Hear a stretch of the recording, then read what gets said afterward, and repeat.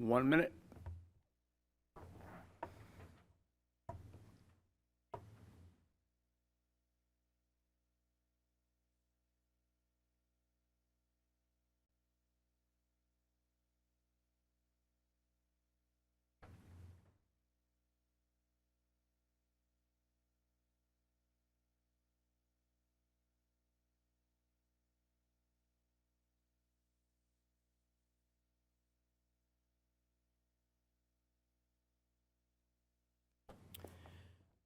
Ready?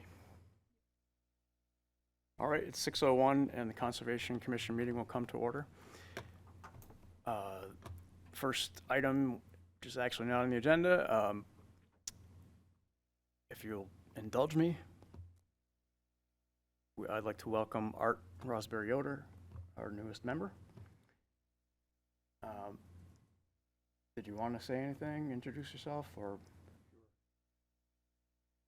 I just want to say hi and thank you for the opportunity to serve on this commission. I hope to do a credit to the group and be of help. So I'm new here. I've got a lot to learn.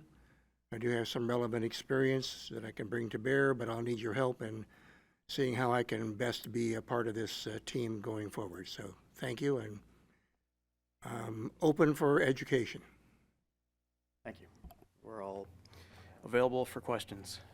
And just a note, Art is an alternate, correct? But we do have a regular seat open at this time, so if you're interested, get your feet wet maybe, and see if you're interested in changing to a regular member. It's functionally the same thing for now. So, okay, the first order of business is the approval of minutes from the July meeting.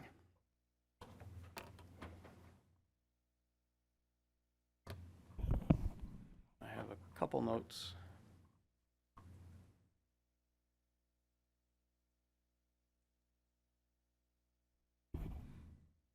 As we discussed before the meeting, I don't believe that Sean Collins has submitted his resignation officially, but verbally has resigned. And so I don't know whether we want to leave under members absent, if we want to leave Sean on there. I can confer with the clerk. Okay. Figure out what his status technically is, and then remove accordingly. Okay, thank you. Item 3, conditional use permits. A, under Andy Yao, 2,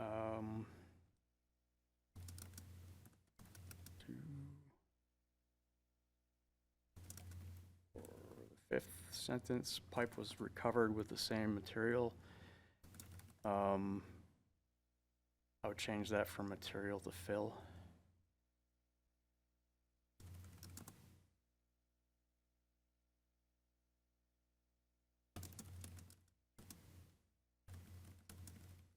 And then under B, Michael J. and Lorraine A. Bobinski, the last paragraph, J. Rhodes moves to recommend approval of the CUP to the planning board. D. Breyer seconds. I don't think that you seconded because you had abstained. I think I seconded. Yeah, Maybe. I don't know.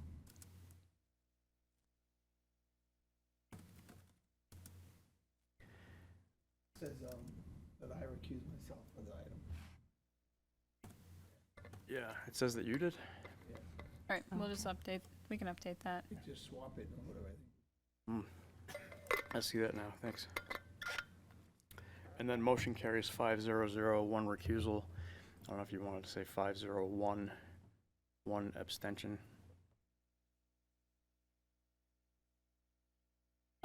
No, because he recused himself. So he wasn't part of discussion. He wasn't just abstaining from voting. He was effectively not part of the decision-making process. Okay. Who? Doug. So you're recused. Okay, so I thought. And Dana is taking minutes, just so you know. Yeah, no, these have just been little. Thank you, though. And then under old business, D, D. Breyer notes contact from NEO. We could spell that out. Because I don't think it's spelled out anywhere else. Oh, that's one of the companies. Northeast. What is something. it? If you let me know what the acronym stands for, though, I can spell it out. Otherwise, I'd have to leave it.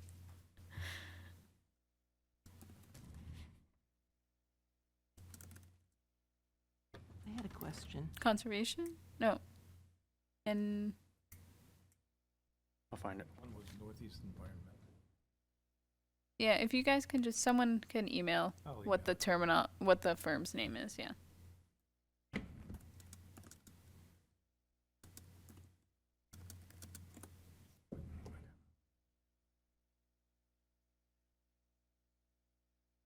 Those are all my comments. I had one, under approval of previous minute from the previous meeting. Item 1, basically. Motion carried 6-0-0, and then my name is written after that, and it needs to be stricken out, sorry. And then I had a question.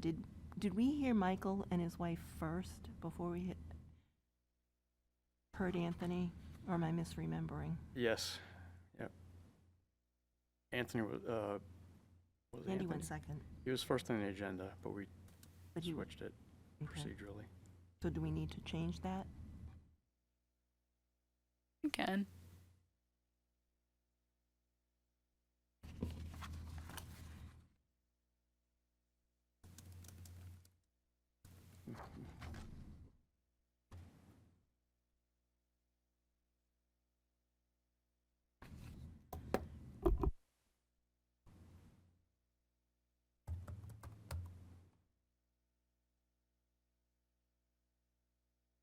Still looking for that.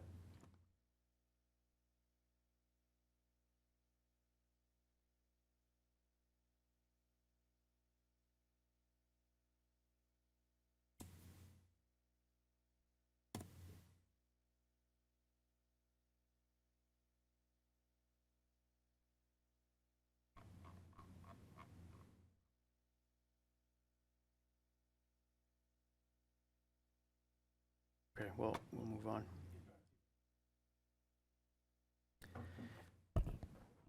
All right, next item is public comment, and there's no one Can here you guys vote on the minutes? Sorry? Do you want to vote on the minutes, or do you want You the need to do edits? Okay.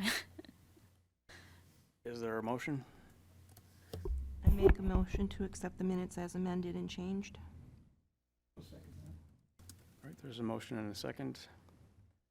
Any further discussion? All in favor? Aye. Aye. Was that Doug that seconded that? That was, did you? Okay, that was David. You guys sound alike when I'm not looking. Okay, there we go. Thank you.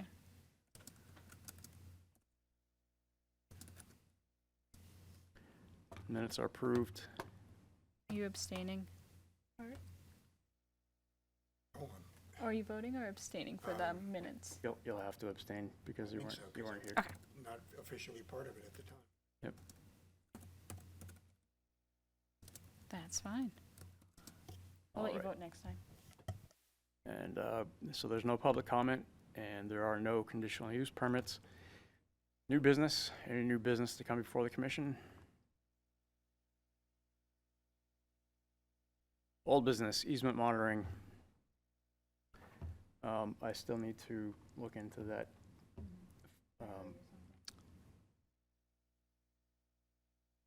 Having an easement monitoring I company? think that you sent me something, but I didn't in the last month. whichever of us gets there first. Feel free to remind me. Any correspondence regarding old business? Item C, member items, subcommittee items and reports, wildlife management plan for Lily Pond parcel.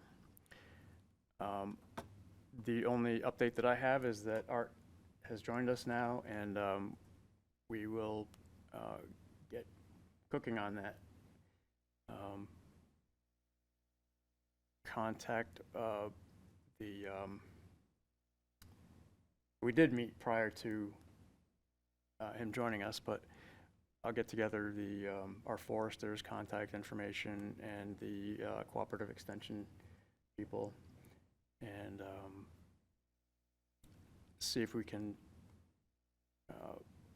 get some traction there. I know there was a question about access. Right. I've been informed that, directly relating to that parcel, but on Coles Pond Road, the city access lot for Coles Lily Pond itself has apparently been formally posted due to some discussion between the Coles Pond Road Association and the city regarding maintenance of Coles Pond. And so temporarily, apparently, Shane Conlon told me this, the access parcel for boat launching and so on has apparently been posted and is not available to the public at present. But I know from our prior conversation before I joined that there is an issue of access to the parcel that city has acquired, and a little more general question of access along Coles Pond Road, even though the city owns property that has right-of-way. One of the questions there is, do citizens and or the public at large, by virtue of the city ownership, have right-of-way along that road to reach that parcel? So that's something you told me had to be resolved, so if there's somebody I should be following up with on that, please let me know that. Yeah, what's the nature of it being posted? I was told by Shane that basically signs were put up on that lot saying it is no trespassing, no access. I haven't been there to look, but I will go take a look. Per order of the city? And it was triggered by this discussion or possible dispute between the Coles Pond Road Association and any obligation on the part of the city to share costs of maintenance. So they said, well, if you're not going to be maintaining the road, you don't have access. So they, it raised the question that I guess we need to get resolved for our sake, for the commission's sake anyway, but it's apparently a little bit deeper of a discussion.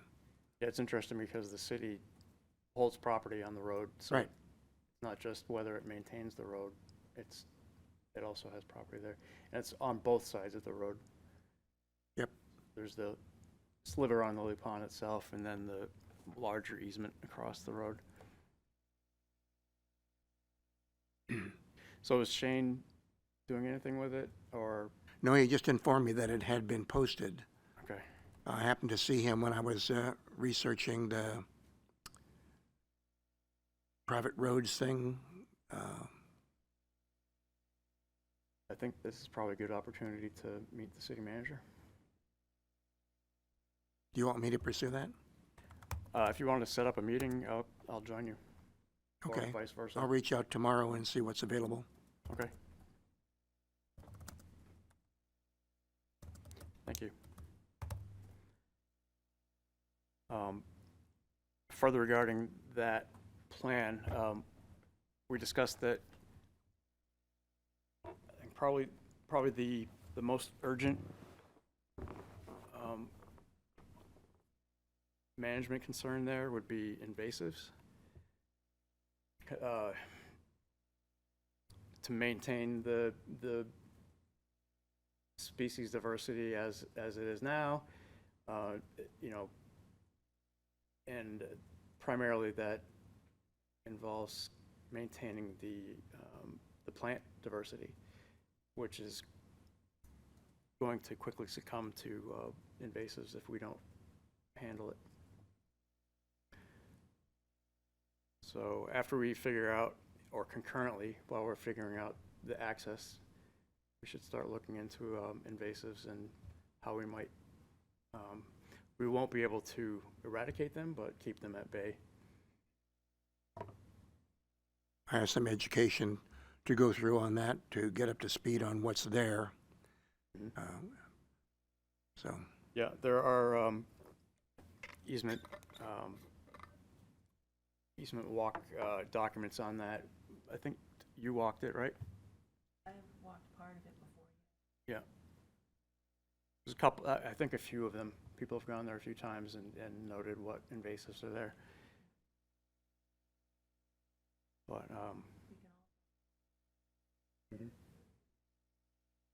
yeah, because Dale chairs the subcommittee on the invasives plan for the city. I'll talk with you about that after the meeting then. Okay. So that segues to item 2, invasives plan subcommittee report by Dale Smith Kenyon. Well, I don't have one at the moment. I did have a question, though, about the wildlife that maybe Art knows about. Has there been any sightings of Blanding's turtles in Lily Pond or in the easement or anywhere around there? Turtles? Yeah, the Blanding's turtle specifically. Not that I'm aware of. Okay, The only people I've heard refer to me in the last few years of turtle sightings are all snapper turtles. okay. Okay. That was just part of what came up yesterday when I met with Mike Babinski, so figured I'd ask it while we were talking about Lily Pond. And, yeah, definitely have, I'm over there, I'm over that way quite a bit now. mm-hmm. Can you help me with what's the difference between one and the other? Well- Do you see one? Well, pull one up. Blanding turtles are endangered. Blanding, they call it. Blanding, yep. And they're endangered, not just in this state, but in general, in the country. Because I looked it up yesterday again. And we had a couple of turtles hit on Blackwater Road, so that's why we were talking about it, but let me see if I can pull I've it up. scanned in a document from the state, and I can email that. Yep, that's I what can they find look it. like. Okay. And the snapping turtles, they're very different. They're rougher looking.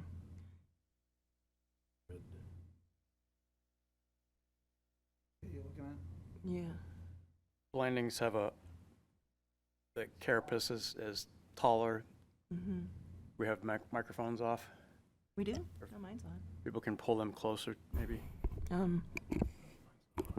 So, and the laws in New Hampshire also, you can't, it's illegal to possess, sell, import, or harm them, including hunting or harassment, including their eggs. So, that's why I was wondering whether there were any over there.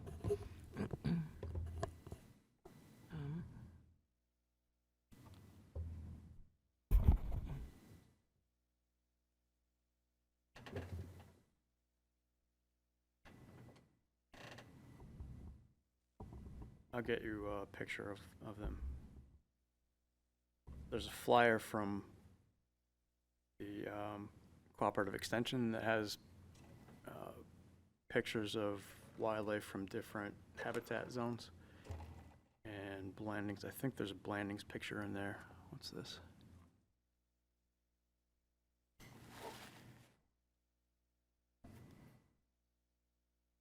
That's just the snapping. Yeah, yeah, there's definitely a distinct between the two. Yeah, here's Big here's difference. one. Definitely distinctive, yeah.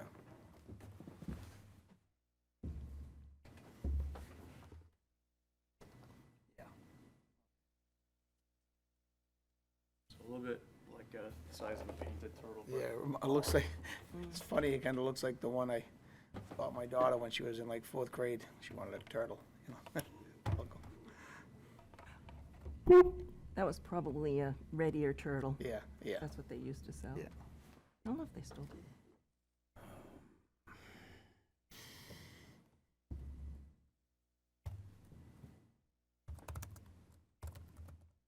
I'll send out that. I'm just making myself a note to send that document out to everyone.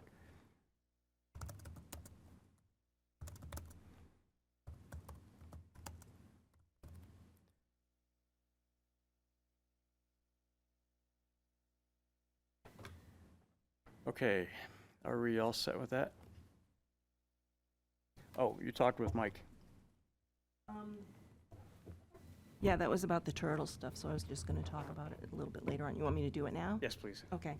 We met yesterday to talk about what to do as far as signage or, and/or painting the roadway a little bit to slow people down during the season when the turtles would be crossing a lot more and cut down on strikes.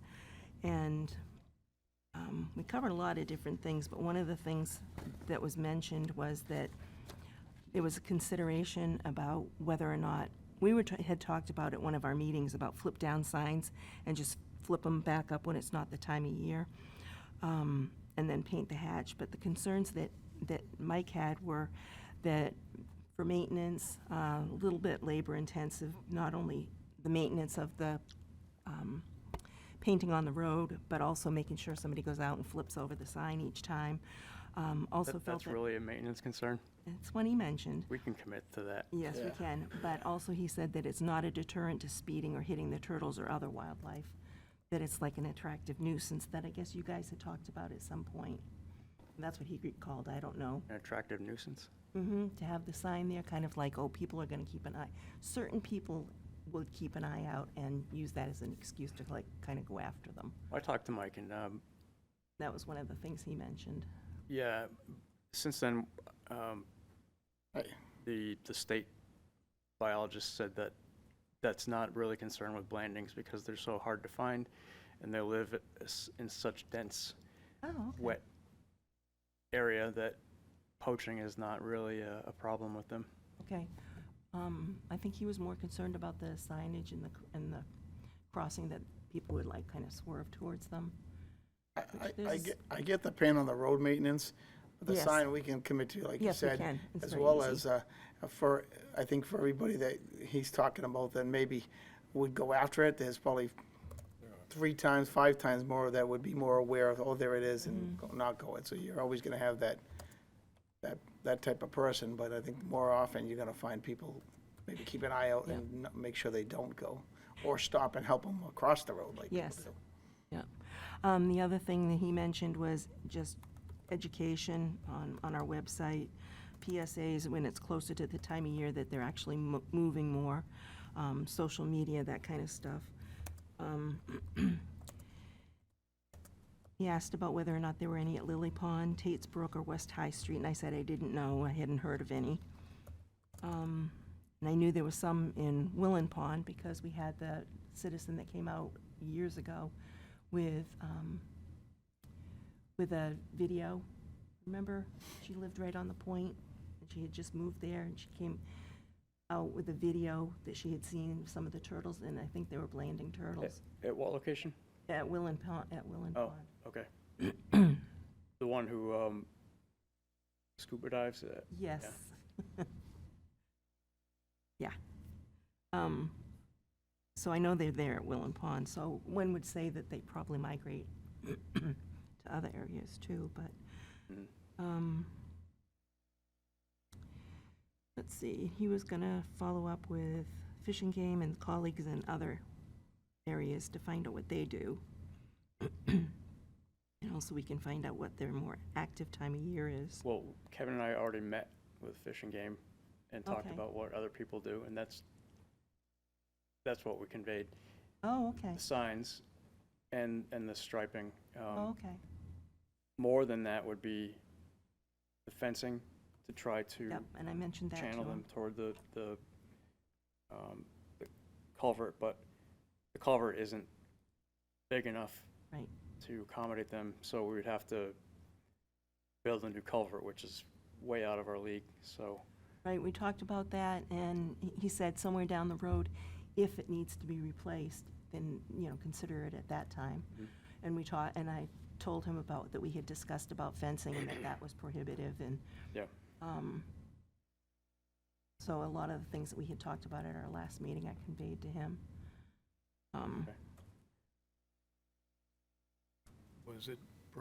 Was anything brought up about the salting of the road and how that might affect these turtles? Or No. just wondering if that has an impact on the lifespan or whatever you want to call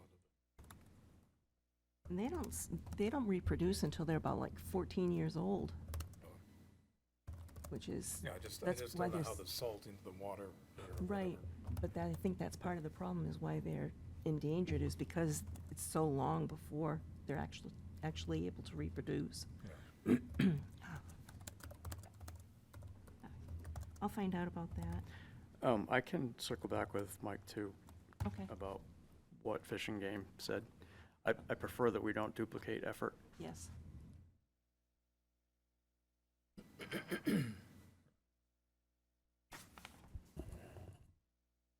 And that was it. We're supposed to meet again on the 2nd of September.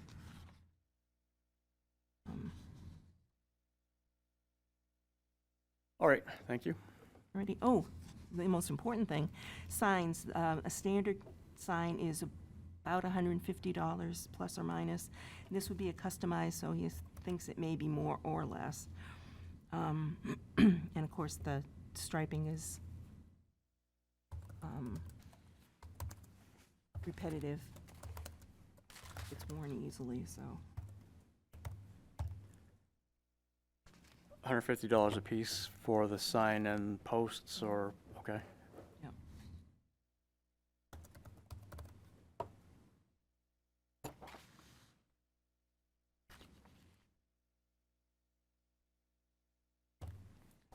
All right, thank you. Yep. Any other questions about that? Comments? All right, item 4, City Tree GPS Inventory Project, Doug Breyer. I'll just couch that with the fact that Michelle and Kevin, and were you on the call? Yes. Did you? I have something too on Malley Farm. If you wanted to not skip that, On Malley Farm. real quick, just to report to let Yes, you guys yep. know. So Director Mears and Kevin met with the appraiser on site recently. I think Friday last week. I was out of the office the day that it happened, so I think it was Oh, Friday. I'm sorry, we didn't get to Malley Farm yet. No. I just skipped it, though. Yeah, I know. Yeah, so, yeah. I was going in order. Fish and Wildlife has accepted an assessment bid. Yeah. Yeah. And then also, so the information regarding encampments, we received that and we shared it with the police department. They have requested clarification on the locations of the camps to be able to go on site. So they need that. The way that the coordinates were sent, it doesn't give clear distinction of where those encampments are. So they're just looking for more clarification on that because they don't want to just send the cops like wandering in the. It's a single location on the ridge line, Okay. on an existing trail, but I can walk there with them if they'd like to, just so that. I can give that information to the chief. If you have like an area on that, the coordinates that you did send us that you can even just like kind of point to give them an idea and then let them know that you can walk there with them if that. I thought that I did, but that data point seems to have been erased. It could just be that we're overlooking it. I went back through Okay. I couldn't find it. Yeah, it says one of them says something like to the trail of her. To the encampment, but yeah. Yeah, it's vague. were on Yeah. there. Yeah, so they're just the chief's looking for more clarification on that, and I can connect the two of you if you'd like as well. Sure. For further conversation. Okay. But that was my plug on Malley Farm. Thank you. So regarding that, to expand on that with everyone else, Kevin and I walked the site because he had noticed that there were more trails that had been built. And he said a new encampment. It turned out to have been an existing encampment that was broken down, and now it's back in use in more elaborate form.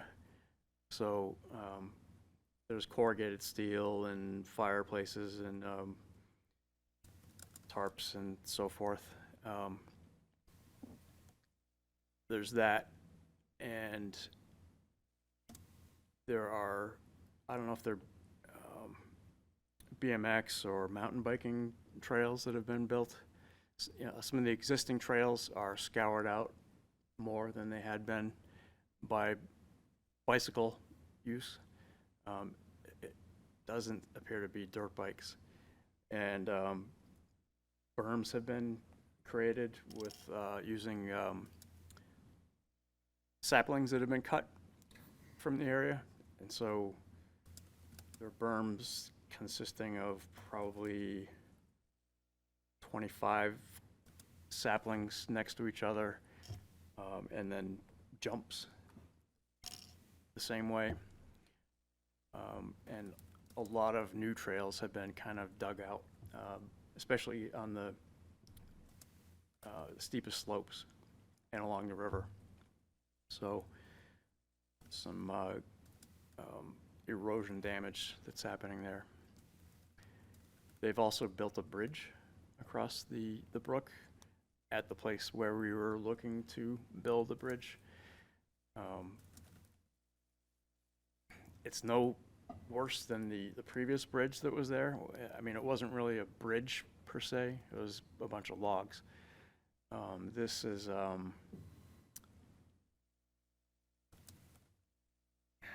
whatever, what's that deck material called? Trex. AZEK? Trex, Text, yeah, yeah. that kind of material. It's not great, but as far as we're concerned, we're going to, at least Kevin and I were going to hold off until Fish and Wildlife finishes off their process, and we can put together a formal plan. So we don't want to put something in and then decide that we need something else.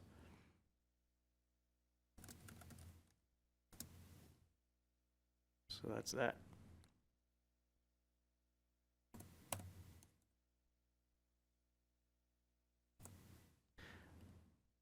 All right. All set with that? I'm good on Malley Farm, yes.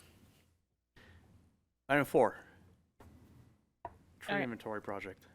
Yeah, so we had a meeting with PREPA, and Kevin also was Spell that out. PREPA, P-R-E, I think it's P-P-A. I think I only have one. It's the, oops.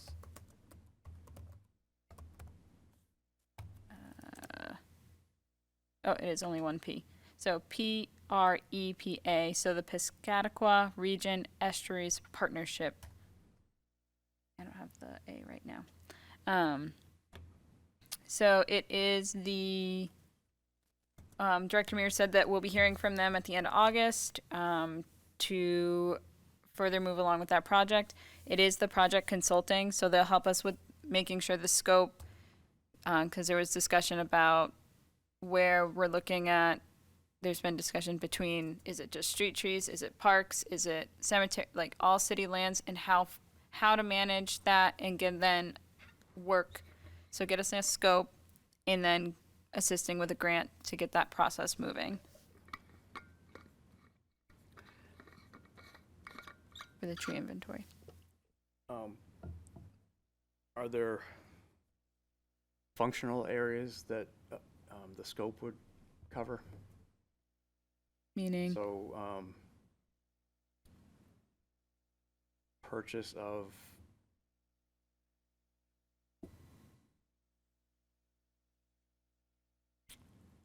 I don't know, I guess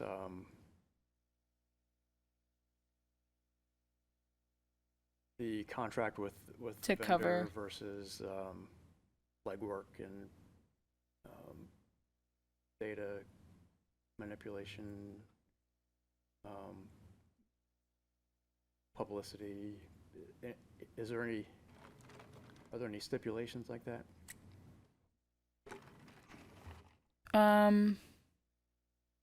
That we have to do is this part of it, or that we, To apply for the grant? Excuse me. not that I'm aware of at the top of my head, but they're going to assist us with the grant process too. So I think kind of set us up to get hopefully then get funding for it, which would be good for, obviously, I know the Conservation Commission has their funding, but if there's opportunity to have an outside source of it, so that where you have limited income coming to you, having an outside source. There's not a lot of land use change tax coming in anymore. And is PrEP a governmental entity or private? I want to say that they're see I wanna say UNH they're contacts in there. private, but organization, is it EPA? PrEP is part of the U.S. Environment, no, it's public. No, it's part of the U.S. Environmental Protection Agency's National Estuary Program, so public. It's a joint program between local, state, and federal agencies established under the Clean Water Act and the goal of protecting, enhancing nationally significant estuarine resources. PrEP is supported in part by an EPA matching grant and housed within the School of Marine Science and Ocean Engineering at the University of New Hampshire. So, public. Thank you.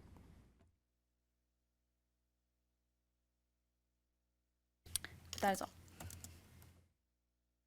So I have a question. What does the estuary and this have to do with a tree inventory? Well, that's sort of where my question was coming from. Whether this may apply to like the cemetery versus downtown versus riverfront or whatever. So the program covers projects that can look at heat islands and things like that. So then street trees, tree inventories, making sure that I think that was the angle that we were going off of it based off of the different types of projects that you could have. It talks about, it was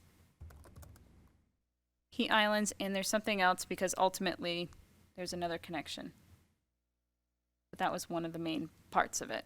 So the estuaries is just part of their name. It's not necessarily that your project is going to have impact. It does have impact because everything goes downstream, but not specifically that we have estuaries. Yes. And I can understand that. I guess part of my question, frustration, is that we had voted on funding this inventory 2 meetings ago, I believe. The last meeting that we would hold off on that until we got word from Michelle that there was a grant. But now it sounds like there's only the prospect of a grant down the road. So how does that delay us, or how much is it gonna delay us?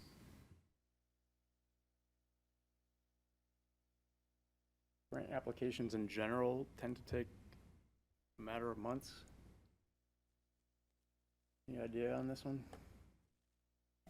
Not specific timelines, but I can set up a time if you want to talk with Michelle about the project and through the grant and those options through it and how it impacts the timelines, if that would be helpful. Yeah, I can talk to Michelle. I don't know anything about writing grants. So we wouldn't be asking you to write it, which is what. I'm just curious because at one point it almost seemed like we would get started in the fall. Mm-hmm. The fall is like next month. Now it sounds like it may be next year before we even get to this. I mean, I don't know if we need to notify these people that we're still waiting to figure out what we're gonna do, or? Yeah, if we've notified them already that we approved funding, then it would be a good idea to let them know that we may receive a grant and that and we may have to push, the project out a little bit. Want me to notify them, or? That would be good. All right. Thank you. Either way, if the grant falls through, we have approved the funding up to that dollar amount. So, if the grant comes through with half of it, we don't have to vote on it again. Part of me was thinking, why couldn't we approve the project and then if the grant gets approved, put that money back into the coffers?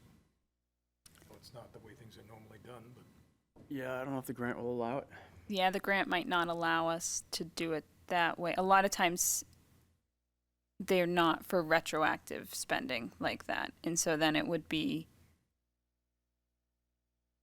I can ask if that's a possibility. It's not something necessarily that I've seen happen, but we could definitely ask, because the answer is no unless we ask. It's always going to be no. All right. So, you're all set with that, or you're gonna meet with Michelle on it, or? Yeah, I can meet with Michelle, and I'll contact the, Just give you a better feel for it. Any other old business to come before the commission? Correspondence?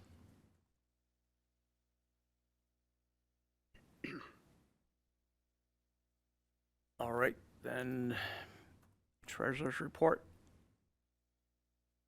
You've got the email from Yep. Robin, right? I have it. The balance forward is that do you want me to start there or just go from what we received? Please. Okay, so balance forward is $328,296.41.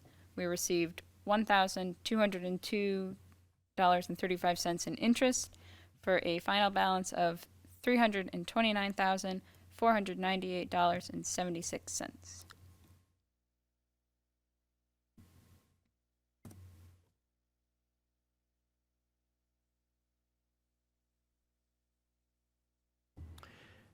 So to follow up on action items, we will meet with the city manager regarding posting and access to Coles Pond Road. Yep. I'll get a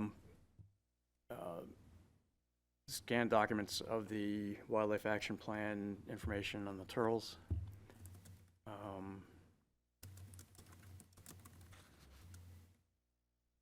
I will also follow up with Mike.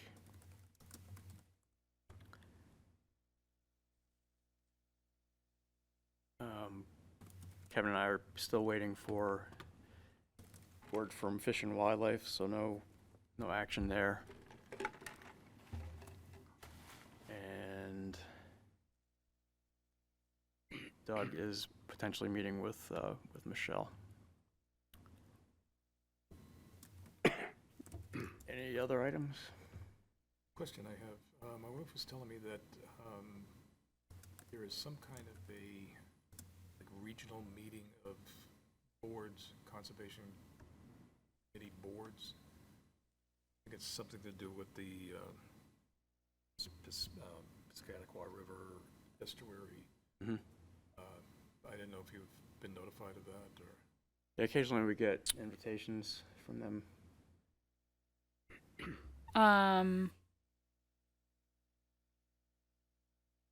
There are a couple different prep is involved with. I'm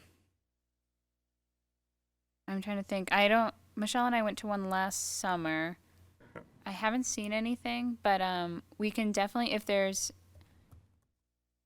DES does like a safari one as well. I think it's DES does it. And it's the safari that has there's a drinking water one that goes around kind of locally that conservation commissions and water kind of divisions and departments. Check with my wife. Yeah, if it is something that you're interested in attending, definitely if it's something that you need assistance from the city, reach out to us. And Yeah, I don't know. Like I say, it was based on, I guess, whole boards showing up. oh, okay. Even so, still feel free to share it if See what I can find out. Yeah, the one that I remember was it included communities from Maine as well. Is that what you were thinking of? Is that the safari one? Yeah. Yes, I've been to one that has Maine included in it because the Salmon Falls was part of the subject. Yeah, and the one Michelle and I went to a prep one last summer that was down at Strawberry Bank. I don't think I've seen anything for one of those again. I can't remember the name of it. Yeah, it seems like every couple of years something comes out. Went to the drinking water one DES held a month or two ago. That was a good one too. Doug, one place to keep on top of that stuff is the NHACC site and the newsletter. Do you get the newsletter? I don't believe so. NHACC. Yep. If you don't get the newsletter, you can subscribe to it on the site. She's pretty good about grabbing everything that's going on.